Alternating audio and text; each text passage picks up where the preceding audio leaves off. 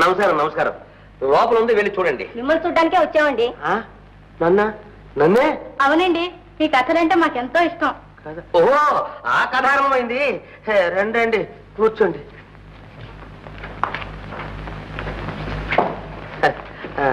Coffee గీఫీ ఏమన్నా తాగే ఉంటారులేండి.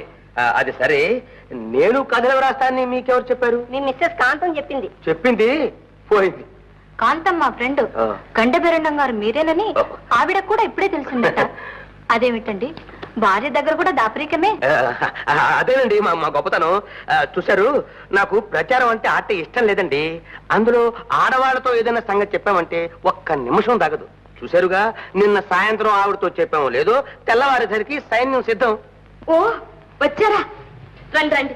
ఇదేనా రావడా? ఏమండి, ఇదిగో యాపిల్ జ్యూస్. థ్యాంక్స్. వాళ్ళంతా రాలేదే? ఇంకా ఉన్నారు. అబ్బా, ఎందరూ మిమ్మల్ని చూడాలని ప్రాణం తీశారు. సత్యమురా దేవుడా, గండభీరన్న గారు నా భర్తని ఊరంతా డప్పు వేయించామన్నమాట. అదేమిటండి, పెద్ద కవి గారు చెప్పుకోవడానికి ఆవిడకి మాత్రం ఆశ ఉండదు? ఉంటుంది. ఏమండి, ఈవిడ పేరు సుశీల. నమస్తే. ఈవిడ రాజేశ్వరి. నమస్తే. ఈవిడ పేరు సుందరి. నమస్తే. ఆవిడెవరో తెలుసా? నమస్తే. పేరు ఎలా తెలుస్తుంది? ఇప్పుడేదో చూశాను. ఆవిడ పేరు కనకవల్లి. ఓహో, రాక్షసుడు భార్య. మంచిది మంచిది. నమస్కారం అండి. ఉండు, రాక్షసుని భార్య? అదేనండి, రాక్షసుడు ఓ కవి గారు ఉన్నారు చూడండి. ఓ, ఆ రాక్షసుడు భార్య నాకు బాగా తెలుసు. అవునండి, మిమ్మల్ని గురించి మా ఆయన అప్పుడప్పుడు చెప్తూ ఉంటారండి. చెప్తాడు. వారికి నాకు చాలా స్నేహం అండి. మనిషిని తిన్నగా చూడకపోయినా అప్పుడప్పుడు కల్లోకి వచ్చి నా ప్రాణాలు కొరుకు తింటుంటాడు. పాపం మనిషి చాలా మంచి మనిషి అండి. ఏమండి, మీకు హాస్యరసం అంటే ఇష్టమా, శోకరసం అంటే ఇష్టమా? ఆ పెళ్లికి ముందు అంతా హాస్యరసమేనండి. పెళ్ళిని చూశారు, అంతా ఒకటే శోకం. ఏమండి, మీరు పోరాటానికి కథను రాశారు, జ్ఞాపకం ఉందండి? రాశాను. అదొక పెద్ద పోరాటం అండి. ఆ కథలో కథానాయకుడు ఎందుకండి చివరికి ఆత్మహత్య చేసుకుంటాడు? చివరిగా వాడి కర్మ, ఏం చేద్దాం, చచ్చాడు. ఏమండి, కదంబో అనే పత్రికలో నవలా రచన పోటీ పెట్టారు, అందులో మీరు పాల్గొంటారా అండి? ఇంతవరకు అలాంటి దురభిప్రాయం ఏం లేదండి. అంటే పాల్గొనకూడదని కాదు. చూశారు, మన పేరు వినగానే ఈ చిన్న చిన్న కవిశ్వరులంతా గాభరాబడి కళలు అవతల పారేస్తారు. అందుకని ఆలోచిస్తున్నాను. ఏమండి, మొదటి బహుమానం 10,000 అండి. రాసేవాడిగా 10,000? ఏమండి, ఏమైనా సరే మీరు ఆ పోటీలో పాల్గొనాలి. కొందాం. ఏమండి, మీరు కథ రాశారండి, తప్పకుండా మొదటి బహుమతి మీదేనండి. అలాగా? ఎంత ఈజీగా చెప్పేశారు. సరే, నేను ఈవేళే ఈ క్షణం నుంచే ఆలోచించడం ప్రారంభిస్తాను. మంచిదండి, మిమ్మల్ని డిస్టర్బ్ చేయడం మాకు ఇష్టం లేదు. మంచిది, థ్యాంక్స్. కాంతం, కంగ్రాచులేషన్. థ్యాంక్స్. వెళ్ళొస్తామండి. మంచిదండి. నమస్తే. సెలవండి, వెళ్ళిరండి. మీది ఆలస్యం.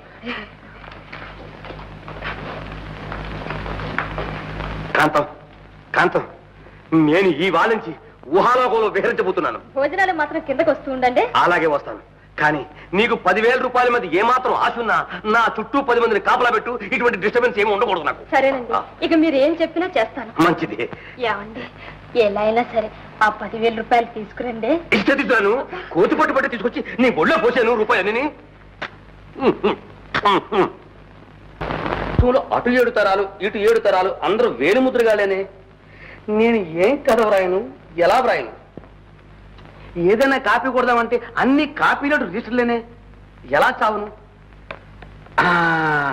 నక్క ద్రాక్ష పళ్ళ కథ రాస్తే రాద్దాం ఏదో ఒకటి. అయ్యా ఆంధ్ర కవిశేఖర, కథానికా రచన దురంధర, వందనం. ఏమిటో ఈ రోజు ఎత్తిప్రాసలతో సమాసాలతో సంభావన ప్రారంభమైంది. నా మీద ఏమైనా పాపమా? లేదు, నేను చేసిన పాపం. పోనీ నేను చేసిన పాపం ఏమిటో చెప్పరాదు దేవి. ఆ పాపానికి ప్రాయశ్చిత్తం లేదు. అందరూ వచ్చిందా? సత్యం, అర్థమైపోయిందమ్మా, అర్థమైపోయింది. నన్నే ఏమార్చాలని చూసారే, అది జరిగేదేనా? నిజం నిలకడమే తెలియపోదు కవిగారు. కాంతం, నేనేం చేయను? నేనెంతో జాగ్రత్తగా ఆలోచించే ప్లాన్ వేస్తాను. నా కర్మ కాళ్ళలాగే కోల్దొస్తుంది. కాంతం, నేను ఇదంతా కావాలని చేస్తానా? నన్ను మన్నించమ్మా. అవునవును, మీ మగవాళ్ళంతా ఇంతే. అందుకే జుట్టు అందకపోతే కాళ్ళు. ఎందుకమ్మా అందరి మగాల్ని ఆడిపోసుకుంటావు? మానానికి ప్రాణం ఇచ్చే నాలాంటి మగవాడు ఎవడో కాళ్ళు పట్టుకోవాలి గాని. సరేలేండి, అసలు సంగతి ఎందుకు దాచాలి? ఇప్పుడు క్షమార్పణ ఎందుకు అడగాలి? ఆ సంతోషాన్ని సంబరాన్ని నేను మాత్రం పంచుకోకూడదే? సంతోషమా, సంభ్రమా? ఎక్కడికి లాగుతున్నావు దేవి? అయ్యో పాపం, ఏం ఎరగని పసిపాప. మీరు చెప్పకపోతే మాత్రం నాకు తెలియదా? నేనంతా పేపర్లో చదివాను. పేపర్లోనా? రేపు మన ఊళ్ళో గండభేరుండం కవి గారికి పెద్ద సన్మాన సభ జరగబోతుందని కాటికాయంత అక్షరాలతో పేపర్లో వేశారు. కావాలంటే ఇది చూడండి. అది చూసినప్పటి నుంచి నా సంతోషానికి పట్ట పగ్గాలు. ఏమండి, నాతో మీరు ఎందుకు చెప్పారు కాదు? అరే ఇదా సంగతి. నేను ఏదేదో అనుకుని ఏమేమో అయిపోయాను. చూడు కాంతం, నాకు ఆట్టే డబ్బా వాయించుకోవడం ఇష్టం లేదని నీకు తెలుసుగా. ఎవరో వచ్చి ఏమండి మీకు సన్మానం చేస్తాం అంటే నాకు ఇష్టం లేకపోయినా సరే సరేలేండి చేసుకోండి పొండి అనేశాను. ఈ చిన్న విషయం నీతో చెప్పడం ఎందుకు అని ఊరుకున్నాను. ఇది చిన్న విషయం అండి. మీకు సన్మానం అంటే నాకెంత సంతోషం. సంతోషమా? ఏమండి, నేను కూడా సభకు వస్తానండి. నువ్వు వస్తావా? ఏ, నేను రాకూడదా? వద్దు కాంతం వద్దు. మామూలు సభలంటేనే జనం గుంపులు గుంపులుగా వస్తారు. అందులో ఈ గండ పేరడానికి సన్మానం అంటే ఇక వేరే చెప్పాలా? ఇసుక వేస్తే రాలేదు, సూదు మనం మోపడానికి స్థలం ఉండదు. అందుకని నువ్వు ఇంటి దగ్గరే ఉండిపో. వచ్చే నెలలో నాకు కనకాభిషేకం చేసి దుశ్శాలో కప్పుతారట. వాళ్ళు వచ్చి ఊరికి ఒత్తిడి చేస్తే తప్పుతుందా అని ఒప్పుకున్నాను. అప్పుడు నిన్ను నా వెంట తీసుకువెళ్ళి నీకు ఒక శాలువ కప్పిస్తాను. నువ్వు ఇంటి దగ్గరే ఉండు. నువ్వు మామూలు మనిషివి కాదు, గర్భవతి కూడా. అలా వీల్లేదు, నేను కూడా వస్తాను. అరే నా మాట వినమంటుంటే ఇదిగో ఆ గుంపులోకి వస్తే ఏం జరుగుతుందో తెలుసా? నీ కడుపులో ఉన్న పసిగుడ్డు నలిగి పుడతాడు. పోండి, మీ మాటలు మీరు. అరే నా మాట విను. నేను విన్ను. నా అమ్ము కాదు, ఇదిగో నా కాంతి కాదు. పోండి.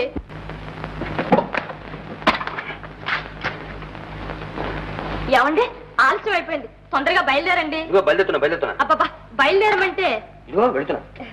ఈ డ్రెస్ మీకు చాలా బాగుంది సుమండి. బాగుంది. అక్కడ మిమ్మల్ని చాలా ఫోటోలు తీస్తారు కదా. మరి నాకు 4-5 ఫోటోలు తీసుకొచ్చి ఇవ్వండి. వాళ్ళ ఫోటోలు అడుగుతావా చేస్తావా? పత్రికలో పడతాయి కదా, కత్తిరించుకుంది కానీ. అది సరే, ఈ రోజు సభలో మాట్లాడడానికి ఏమైనా ఆలోచించారా? అదే ఆలోచిస్తున్నాను పొద్దుటి నుంచి. ఏం చేయాలి, ఎలా చేయాలి అని. ఇదిగో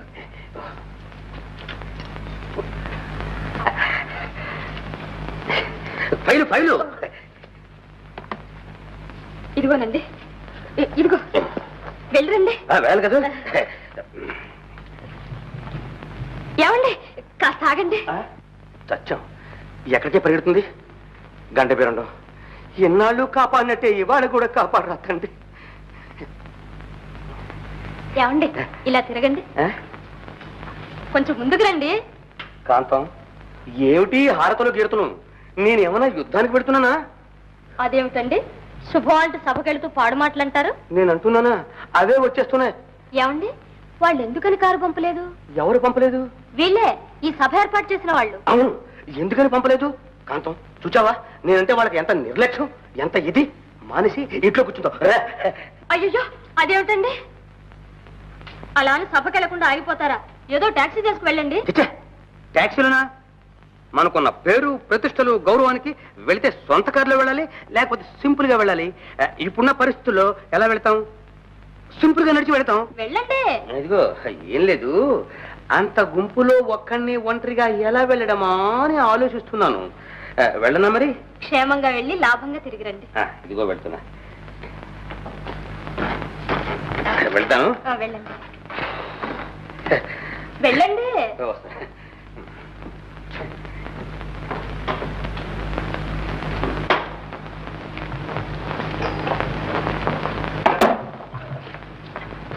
ఏమో కాంతం, నన్ను రమ్మని నువ్వు ఇంకా ఇలాగే ఉన్నావా? ఇదిగో వచ్చేస్తున్నా, ఆయన ఇప్పుడే వెళ్ళారు. పదపోదాం. మహాశైలారా, సోదర సోదరీమణులారా, ఈనాడు మహాసుదినం.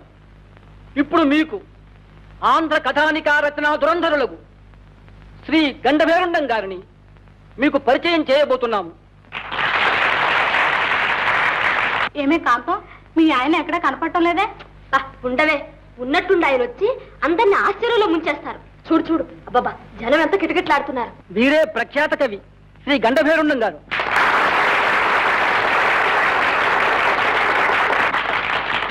మన సంఘం తరఫున వీరిని పుష్పమాలంకృతం చేయుతున్నాము. కాంతం, రాని, ఇంటికి రాని చెప్తాను.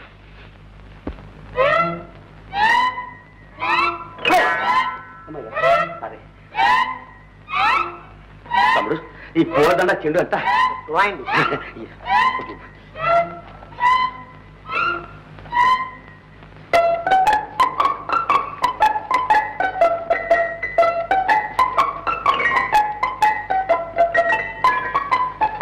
కాంతం, కాంతం. అరే రండి రండి. ఇంత ఆలస్యమైంది? జనం బాగా వచ్చారా? జనమా? బాగానా? ఎందుకు అడుగుతావులే, అదిగాక సన్మాన సభ అయిపోగానే వెంటనే నేను ఎలాగొస్తాను?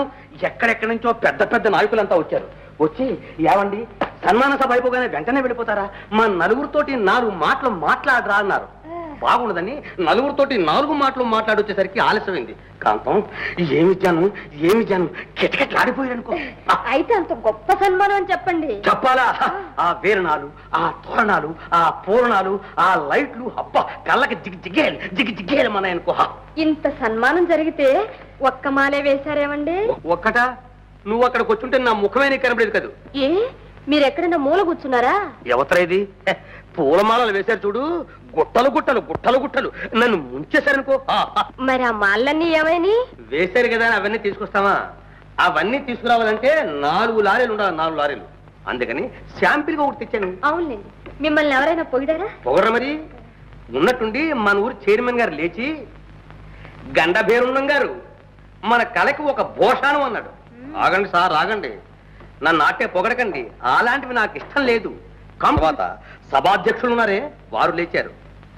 మన గండభేరున్నం గారు ఆ ఆంధ్ర భాషామ తల్లికి గండ పెండేరు వంటి వారు అన్నారు.